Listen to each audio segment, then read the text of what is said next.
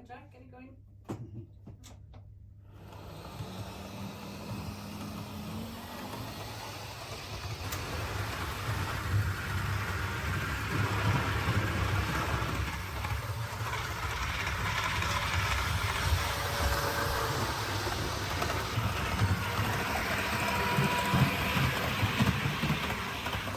Lovely, I think.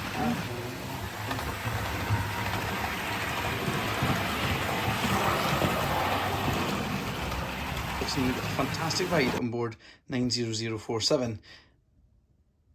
At that point, there were no models in the orange Freightliner livery, but here we have two from two different places, and we're going to talk through them both, the pros and cons, and how stunning they actually are. Welcome back to Townhill Junction.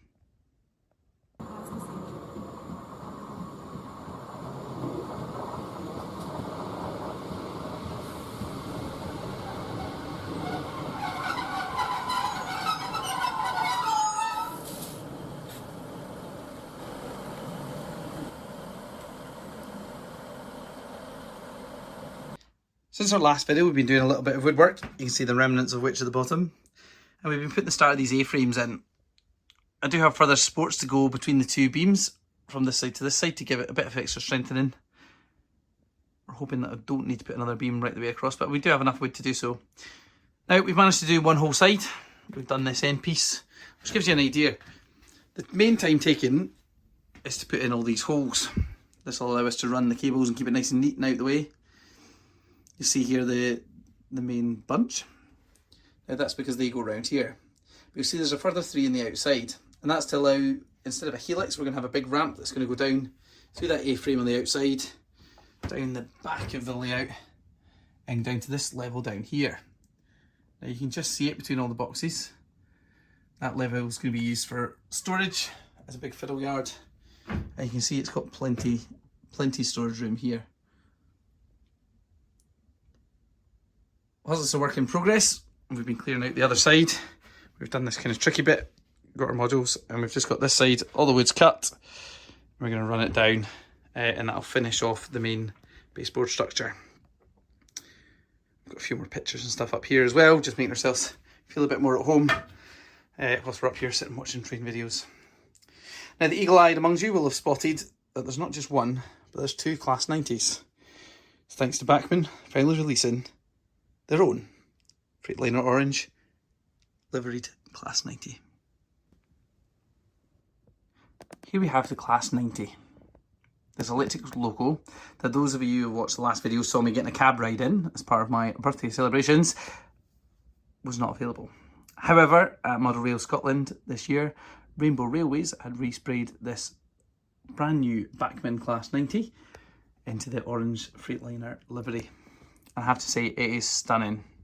Colin and team at Rainbow Railways always do amazing resprays. They do those liveries that are less popular or brand new, and the detail's just fantastic. There's a little bit of weathering on this one as well, just to make it look like she's a little bit used. You see, the Bachman model is incredible. The detail around the bogies especially. It has working headlights and cab lights, and this one's DCC sound. As we stroll along, you can also see the pantograph. Now, this pantograph has a solenoid, so it operates on DCC. Saves you having to try and pose it and trying to get it the right height. And it also means there's a good amount of running play in it, where you can put it up and down as you're shunting it up and down the yards, turning it on and off, and it goes with the full sound package as well. I think this is stunning. I can understand why the Freightliner crew, when they first said they were going to bring over the orange from the American Wyoming company, were slightly worried. I get that. The Colas yellow and orange was potentially a much of a class, but I actually much prefer this, the full orange. As an Edinburgh Rugby fan who's just been rebranded into orange, it's now becoming a colour that I'm becoming more and more accustomed to.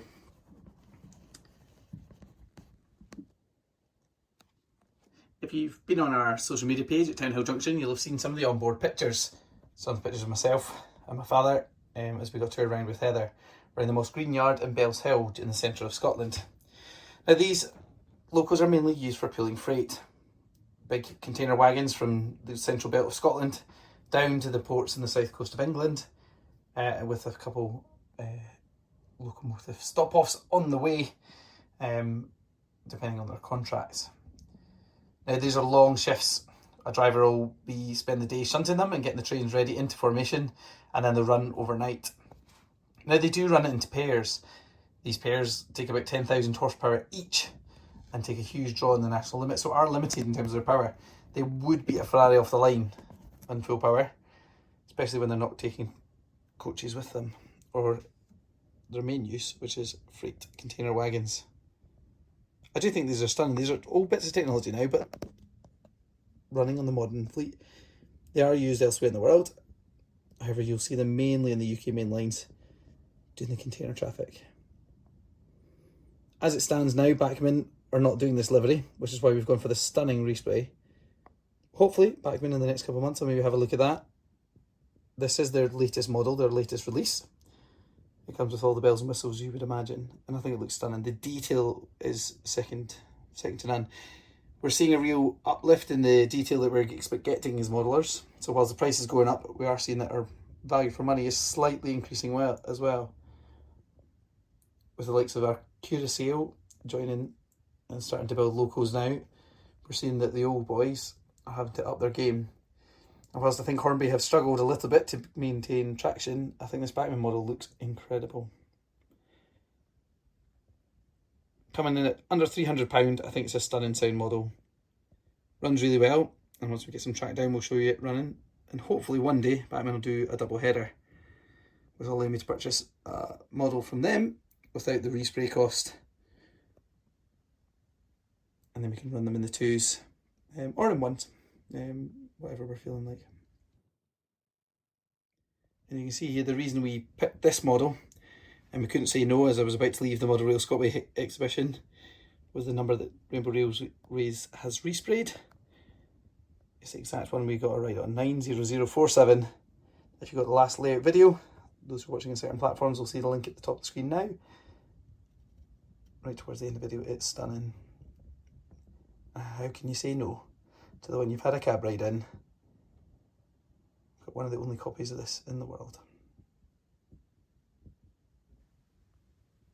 Now here we can see the livery straight from the factory from Bachman. There's been a little bit of weathering on this one to try and make it look like the other so we can blend in.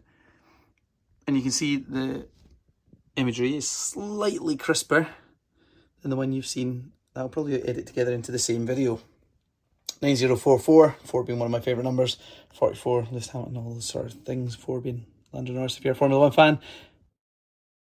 I do think this is stunning. This has saved me a bit of money rather than buying another resprayed version.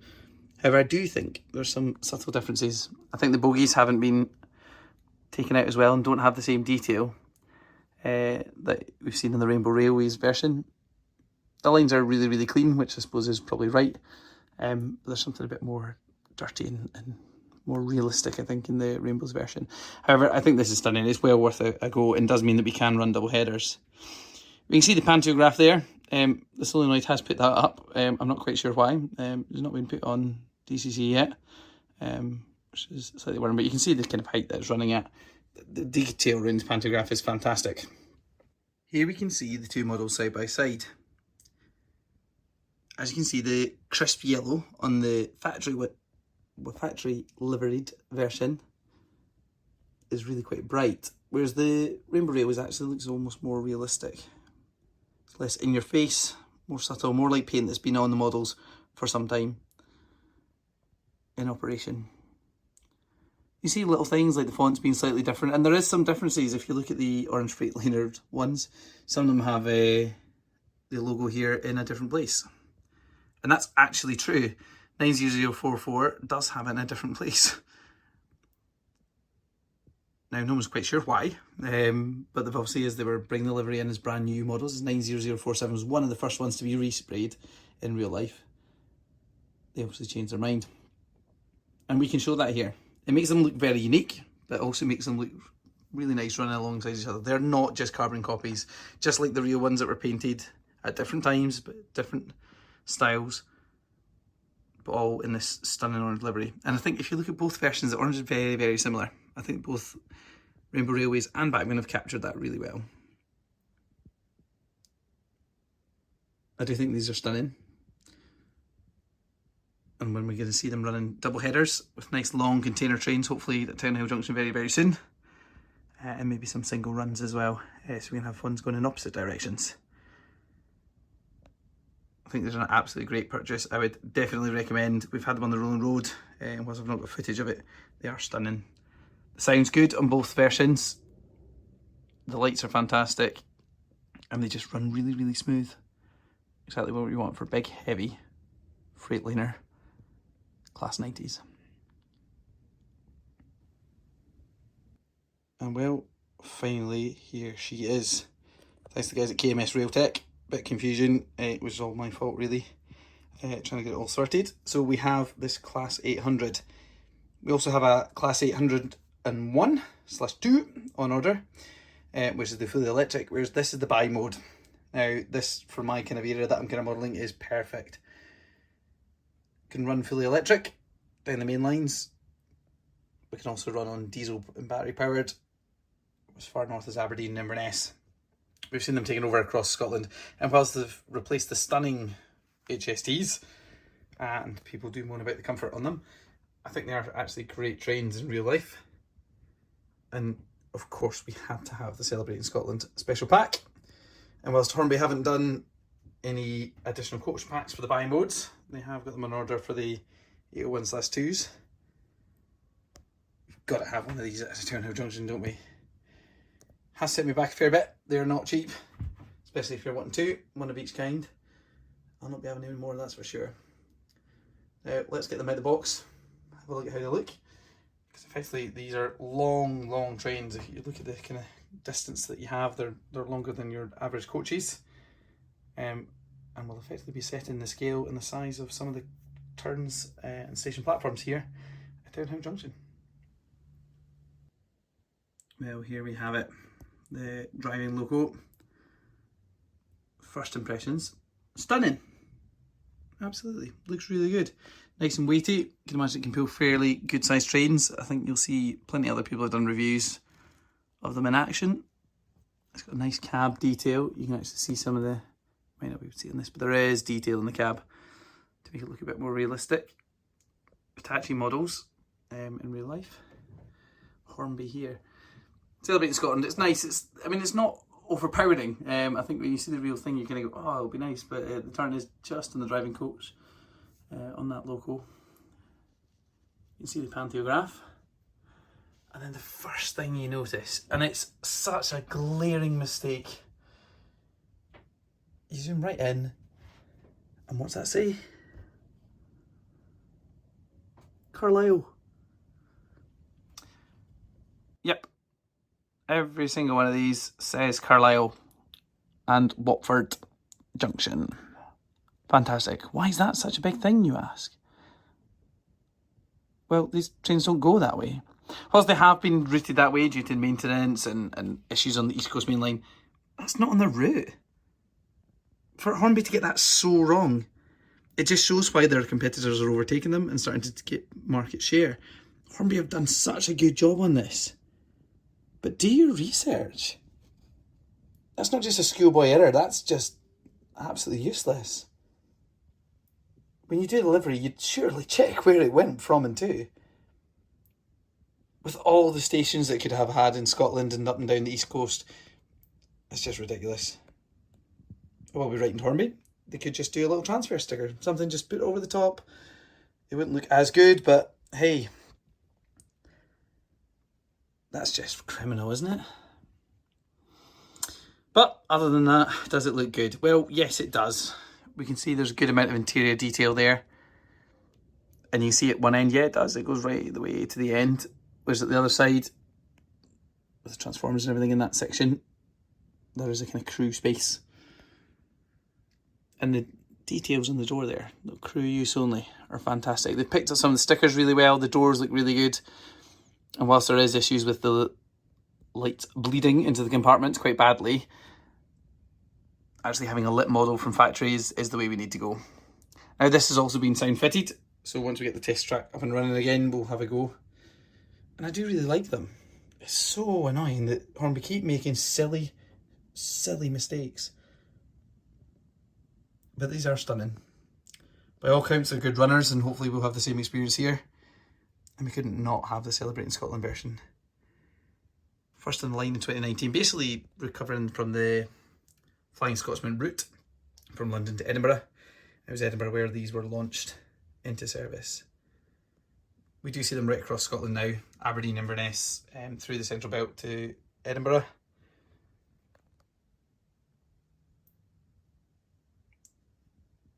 We've used them quite a few times. Used them for the football. They were very well used for the Scotland-England game.